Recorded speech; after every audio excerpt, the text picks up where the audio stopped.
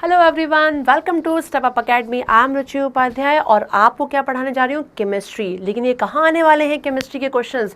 Chemistry के question आने वाले हैं एमपी पुलिस कांस्टेबल 2023 में। हाँ जी, बहुत सारे क्वेश्चंस तो आते ही हैं और आपके जनरल साइंस में से कुछ क्वेश्चंस केमिस्ट्री के पूछे जाते हैं। तो आज पार्ट 3 लेकर आई हूँ अगेन विद 15 क्वेश्चन। तो चलिए स्टार्ट करते हैं विदाउट डूइंग लेट। निम्नलिखित में से किस प्रक्रिया में जिंक ऑक्साइड बनता है जो एक सुरक्षा परत के रूप में कार्य करता है और जंग की रोकथाम करता है?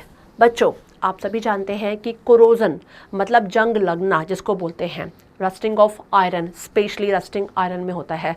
तो ये एक प्रोसेस होती है और इस रस्टिंग की प्रोसेस से बचने के लिए, या हम इसको हिंदी में बोलते हैं जंग लगने की प्रोसेस से बचने के लिए क्या करते हैं, जिंक की कोटिंग करते हैं। उसके ऊपर क्या करते हैं, जिंक की कोटिंग की जाती है। और जिस प्रोसेस को हम क्या बोलते हैं, गैल्वनाइजेशन के प्रोसेस बोलते हैं। कौन सी प्रोसेस? गैल्वनाइजेशन की। और उसमें बनता क्या है, जिंक ऑक्साइड बन जाता है। तो यही पूछा है निम्नलिखित में से किस प्रक्रिया में जिंक ऑक्साइड बनता है? तो भाई ऑप्शन आपके सामने दिख रहा है, गैल्वनाइजेशन की प्रोसेस, उसमें क्या बनता है, जिंक ऑक्साइड बनता है। चलिए नेक्स्ट क्वेश्चन देख लेते हैं। ये तो आ गया आपका answer. Anhydrous calcium chloride act S, या निर्जल कैल्शियम क्लोराइड निम्नलिखित की तरह काम करता है। देखिए, निर्जल से ही समझ में आ रहा है जहां पानी नहीं है ना। ये चीज़ आपको समझ में आ रहा है कि जहाँ पानी नहीं है। और पूछा जा रहा है कि जो कैल्शियम क्लोराइड है वो किस तरीके काम करते थे? भाई डिहाइड्रेटिंग एजेंट के तरीके का काम करता है, जिसको हम बोलते हैं क्या, निर्जलीकारक। ठीक है ना, उस तरीके से काम करता है। तो यहाँ पे आप क्या बोलेंगे, डिहाइड्रेटिंग एजेंट बोलते हैं, मतलब जहाँ पे क्या है, पानी नहीं है। ठीक है ना। और यहाँ पे लिखा है निर्जल कैल्शियम क्लोराइड, तो इससे आपको समझ में आ भी जाएगा। चलिए ये ऑप्शन हो गया आपका। नेक्स्ट क्वेश्चन देखते हैं। बोरिक अम्ल है, बोरिक एसिड जो होता है बच्चों, वो एक देखा जाए तो एंटीसेप्टिक का काम करता है। किसका? छोटी मोटी चोट वोट यदि लग जाती है तो उसमें बोरिक एसिड ही अपने आप में क्या है, एनफ है। ओके, वो एक एंटीसेप्टिक का काम करता है। तो यहाँ पे भी आपको ध्यान रखना है, पूछा गया है कि क्या है, ये एक मृदुल प्रतिरोधी है। हाँ जी, ये एंटीसेप्टिक है। क्लियर है। नेक्स्ट क्वेश्चन देख लेते हैं बच्चों। ये हो गया right answer. Now Teflon, okay, खाना पकाने के उपकरणों में एक नॉन स्टिक कोटिंग में इस्तेमाल किया जाता है। तारों यदि मैं अपने इंसुलेशन विशेषता के कारण इलेक्ट्रॉनिक उद्योग में इस्तेमाल किया जाता है, एक पॉलीमर होता है जिसमें कार्बन बॉन्डिंग शामिल होती है। इतनी बड़ी कहानी है, इंग्लिश में भी मैं एक बार बोल देती हूँ। Teflon is use in a non stick coating in cooking equipments, in wire etc. used in the electronic industry because of its insulation property is a polymer consisting of carbon bonding. It happens. इतनी कहानी पे ध्यान मत दीजिए, मैं Teflon की बात करती हूँ बच्चों। जो टेफ्लॉन होता है, टेफ्लॉन जो होता है इसका दूसरा नाम होता है, वैसे तो मैं बता दूँ, टेफ्लॉन एक तरीके से पॉलीमर है। पहले आपको ये ध्यान देना है, क्या है ये, एक पॉलीमर है। पॉलीमर का मतलब होता है बहुलक। इसको क्या बोलते हैं हम, ये बहुलक है बच्चों। अब बहुलक क्या होते हैं, टेफ्लॉन मतलब किससे बन रहा है, इसका एक नाम और होता है जिसको हिंदी में भी और इंग्लिश में भी दोनों तरीके से एक ही तरीके से पुकारा जाता है, पॉली टेट्रा फ्लूरो इथाइलिन। ये इसका नाम है, पॉली टेट्रा फ्लूरो इथाइलिन, जिसको शॉर्ट में बोलते हैं PTFE। मतलब टेफ्लॉन का एक दूसरा नाम है जिसको ये नाम बोला जाता है, क्या, पॉली टेट्रा फ्लूरो इथाइलिन। लेकिन इस नाम से जो दिखाई पड़ा, इसी नाम से आप देखो तो हम बोलते हैं कि हमें इसका फॉर्मूला समझ में आता है। क्या समझ में आता है, पॉली टेट्रा फ्लूरो, ठीक है ना, जहाँ पे 4 फ्लोरीन है, ठीक है ना, और इथाइलिन मतलब कि कहीं ना कहीं कार्बन कंपाउंड हो गया, मतलब CF2 डबल बॉन्ड CF2, ठीक है ना, CF2 double bond CF2। This is, इसको मैं यदि बोलूँगी फिर से, CF2 डबल बॉन्ड CF2, ठीक है, यहाँ पे N लगा है, ये एक मोनोमर है बच्चों, जिसको हम बोलते हैं एकलक, ठीक है। और इसका नाम क्या है, इसका नाम है, यदि आप देखिए, टेट्रा फ्लूरो इथाइलिन, ठीक है। और जब इसका बच्चों पॉलीमराइजेशन, बहुलकीकरण होता है, क्या होता है, बहुलकीकरण होता है जिसको हम बोलते हैं पॉलीमराइजेशन।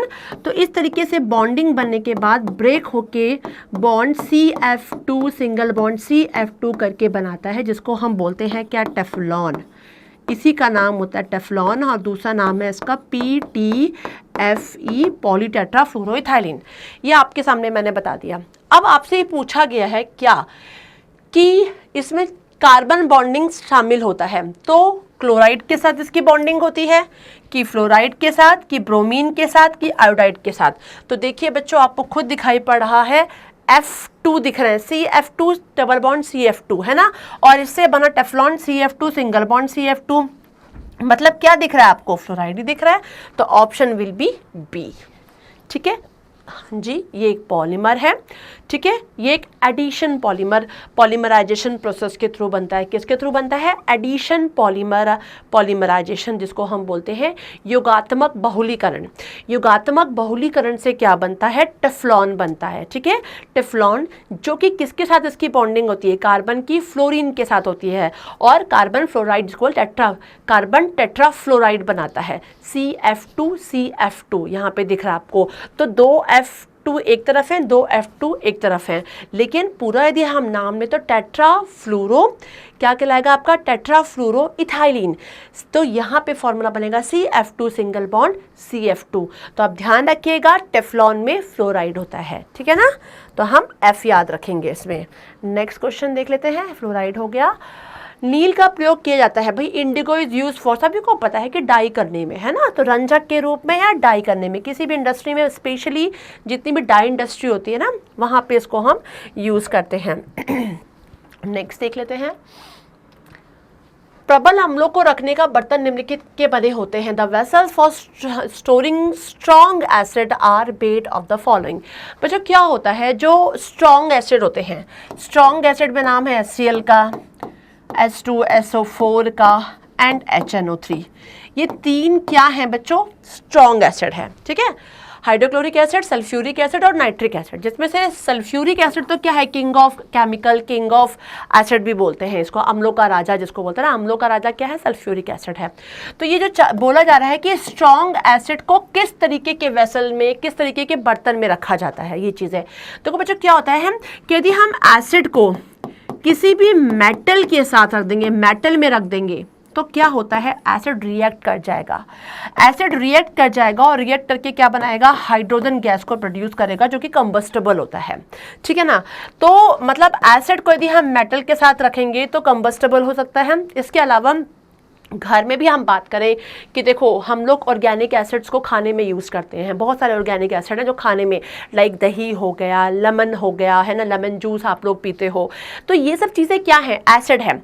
और एसिड कहीं ना कहीं यदि आप ग्लास में, मेटल का ग्लास ले लोगे या मेटल का बाउल ले लोगे और उसमें आप सोचोगे कि आप इसको स्टोर करके रखो, दही को कई लोग स्टील के बर्तन में नहीं रखना चाहिए, कोशिश करिए उसको किस में रखिए, ग्लास में रखिए, बिकॉज मेटल के साथ एसिड रिएक्ट के उस चीज को, वो जो ऑर्गेनिक एसिड है ना, वो पॉइजनस हो जाएगा। मतलब जो दही है आप कंटिन्यूसली जिसको मेटल के उसमें खा रहे हैं, मेटल का मतलब ध्यान रखिएगा, आयरन मेटल हो गया, एल्यूमिनियम मेटल हो गया, स्टील जो होता है वो एक अलॉय है, आप उसमें यूज कर सकते हो थोड़ा बहुत, वो अलॉय है, इतना मतलब रिएक्टिव नहीं होता है। लेकिन जनरली कोशिश क्या करें हम, जनरली हम कोशिश करें उसको ग्लास में रखने की, किसमें, ग्लास में। तो यहाँ ऑप्शन है प्लेटिनम, ब्रास, कॉपर, भाई इन सभी में नहीं रखना चाहिए, किस में रखना चाहिए, ग्लास में रखना चाहिए, कांच में रखना चाहिए। ठीक है ना, तो ध्यान रखिएगा। नेक्स्ट, निम्नलिखित में से कौन सी ग्रीन हाउस गैस नहीं है, which of the following is not a green house gas. देखिए बच्चों क्या है, सबसे ज़्यादा तो ग्रीन हाउस का रीजन है क्या, कार्बन डाइऑक्साइड गैस, बिकॉज उसने एक लेयर बना लिया और कार्बन डाइऑक्साइड गैस क्या करती है, एटमॉस्फेयर में टेम्परेचर को इंक्रीज करने का काम करी, बिकॉज जितनी भी रेडिएशंस आ रही हैं, जितनी भी पॉल्यूटिंग गैसेज है, उन सभी को अब्जॉर्ब करके वो क्या करता है, टेम्परेचर को इंक्रीज करने की कोशिश करता है। तो ग्रीन हाउस इफेक्ट का रीजन होता है कार्बन डाइऑक्साइड, और आपसे पूछा क्या है, not a green house gas, तो ये तो ग्रीन हाउस गैस है भाई। सेम विथ नाइट्रस ऑक्साइड भी है, इंडस्ट्री से निकलती है, कार्बन मोनोऑक्साइड व्हीकल से पोल्यूट करते हैं, तो ये तीनों ही ग्रीन हाउस गैसेस का देखा जाए तो कहीं ना कहीं ऑप्शन है। बट ये ऑक्सीजन तो भाई हमारे सांस लेने में काम आता है, ऑक्सीजन कहीं भी ग्रीन हाउस गैसेस में इसका नाम नहीं आता है, तो option will be C, oxygen बच्चों हो जाएगा। नाउ नेक्स्ट, केवल कार्बन से बना पदार्थ है, a substance made only by carbon, आपसे पूछा जाता है, ठीक है ना। आपको खुद ही पता है बच्चों कि जो दो कार्बन से जो बने होते हैं वो ग्रेफाइट है। आपको यदि एलोट्रॉप्स ऑफ कार्बन पता हो तो डायमंड था, ग्रेफाइट था, है ना। तो यहाँ पे देखिए शर्करा शुगर है, शुगर की एसिड C12O6, मतलब कि यहाँ पे आपको O भी दिख रहा है, हाइड्रोजन भी दिख रहा है। एसिटिक एसिड आपको इसमें भी CH3COOH, मतलब कार्बन भी है, हाइड्रोजन भी है, ऑक्सीजन भी है। मीथेन जो है, मीथेन भी CH4 है। लेकिन ग्रेफाइट जो है it is a allotropic form of carbon. क्या है ये? कार्बन का प्रारूप है, तो इसलिए कार्बन के उसमें क्या नाम आ जाएगा आपका? ग्रेफाइट का नाम आ जाएगा बच्चों। तो आंसर विल बी ग्रेफाइट हो सकता है। डायमंड यदि नाम आ जाए तो डायमंड भी आप कार्बन के उसमें ले लेंगे।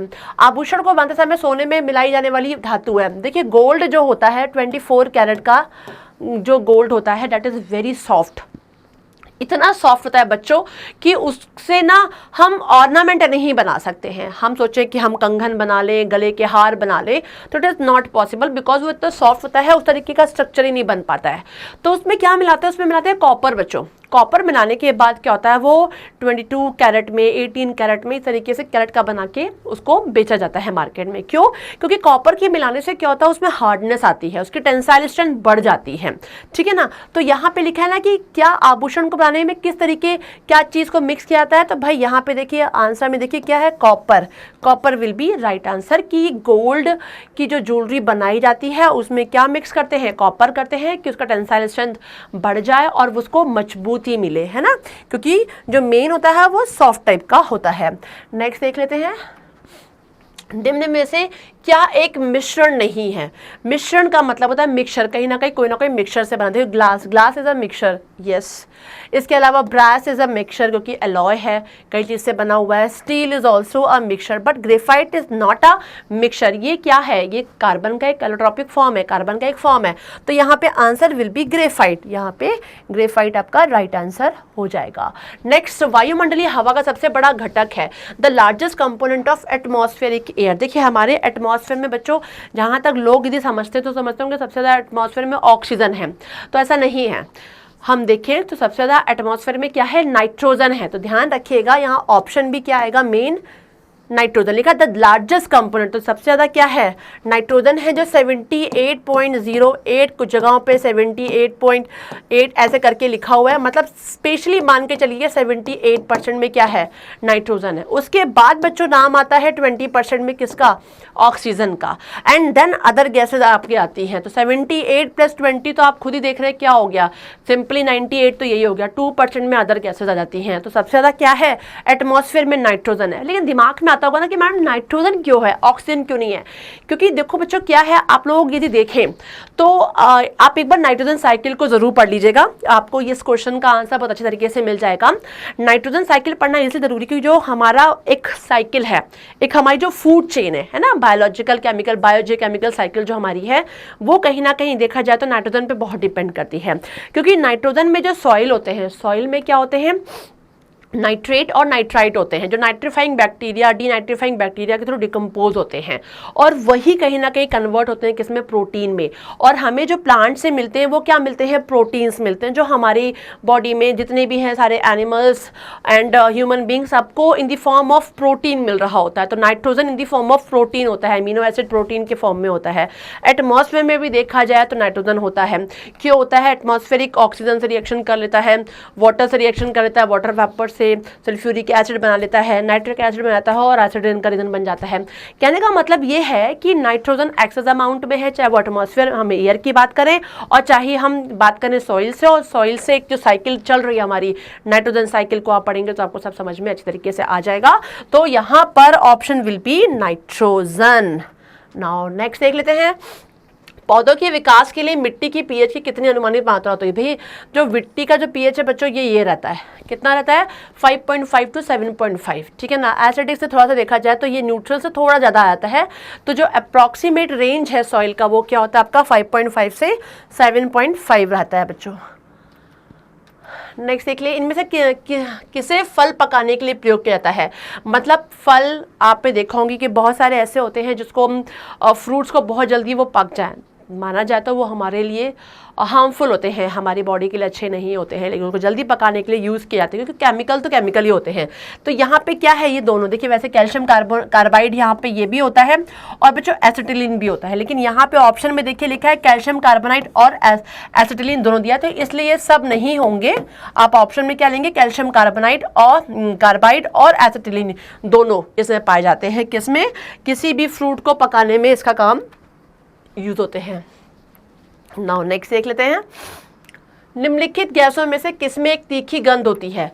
ठीक है, which of the following gases has a pungent order? देखो, कार्बन मोनोऑक्साइड नहीं भाई, ऑक्सीजन तो बिल्कुल नहीं, हाइड्रोजन नहीं, हाइड्रोजन कंबस्टिबल ज़रूर होता है, पॉपअप साउंड देता है, लेकिन ऐसा नहीं होता।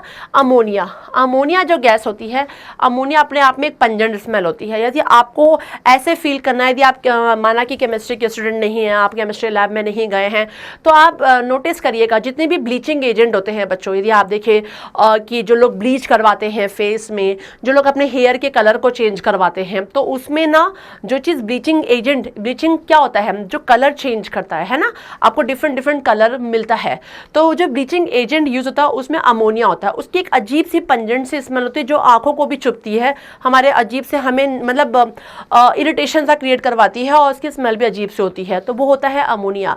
तो कभी आपने यदि लैब में नहीं देखा है तो ज़रूर आप ब्लीचिंग एजेंट जितने भी यूज़ होते हैं, बहुत सारे बच्चों को शौक होता है बालों को कलर करवाने में, है ना, कुछ लोग लड़कियां जो होती हैं मोस्टली ब्लीचिंग करवाती हैं फेसेस में, नहीं करवाना चाहिए बिकॉज ये केमिकल है जो कहीं ना कहीं हेयर को भी हार्म पहुंचाता है और स्किन को भी हार्म पहुंचाता है, ठीक है ना, क्योंकि लेकिन इसको हम as a bleaching agent use करते हैं। तो अमोनिया जब आप देखोगे तो उसमें पूरी आँख में चुभेगी। इवन जो लोग हेयर कलर करते हैं, डाई करते हैं बालों को काला करने के लिए, उसमें भी ब्लीचिंग एजेंट होता है ना, तो यही चीज़ होता है अमोनिया, जिसकी एक अलग सी तीखी सी पंजेंट सी स्मेल होती है बच्चों।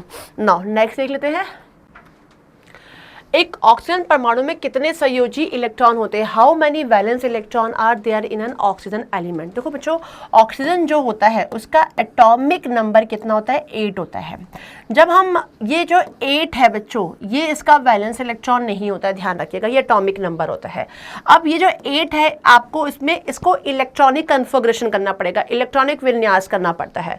मैं आपको सिंपल यदि के एलिमेंट शेल के फॉर्म में बताऊं तो आपको पता है कि 2 इलेक्ट्रॉन ज़्यादा के में हो सकते हैं, यहाँ पर 8 इलेक्ट्रॉन हो सकते हैं। यहाँ पे ऑक्सीजन की ही बात हो रही है तो मतलब यहीं तक फिनिश हो जाएगा। तो के में तो आपने 2 ले लिया, तो बचा कितना इलेक्ट्रॉन? आप 8 - 2 हुआ तो कितना हो गया? 6 बचा। तो एल में कितना जाएगा? 6 आएगा। ज़्यादातर कितने आ सकते हैं? 8 आ सकते हैं। तो यहाँ पे 6 इलेक्ट्रॉन देखिए बच्चों, ये आ गया है।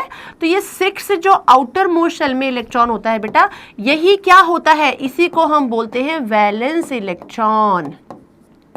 यही कहलाता है हमारा वैलेंस इलेक्ट्रॉन, ठीक है ना। तो वैलेंस इलेक्ट्रॉन या संयोजी इलेक्ट्रॉन क्या होता है? आउटर मोस्ट शेल का इलेक्ट्रॉन होता है, ठीक है। आउटर मोस्ट शेल में कितना इलेक्ट्रॉन है वही हमारा कहलाएगा वैलेंस इलेक्ट्रॉन। तो यहाँ क्या है? 6 है। तो अब देखिए ऑप्शन में 6 कहीं आ रहा है? हाँ जी, आ रहा है बी, ठीक है, कोई भी। यहाँ तो आपको देखो ऑक्सीजन पूछा, यदि आपसे पूछा जाता कि कार्बन का बताओ, तो कार्बन का कितना होता है एटॉमिक नंबर? 6 होता है। तो इसका भी आप के और एलिमेंट शेल में कन्वर्ट करते हैं, तो पहला 2 इलेक्ट्रॉन के शेल में सिर्फ 2 ही आता है। एल में कितना लेते हैं? 8 तक ले सकते हैं। यहाँ पे 6 में से 2 चला, कितना बचा है? 4। तो यहाँ पर वैलेंस इलेक्ट्रॉन क्या कहलाएगा? 4 कहलाएगा।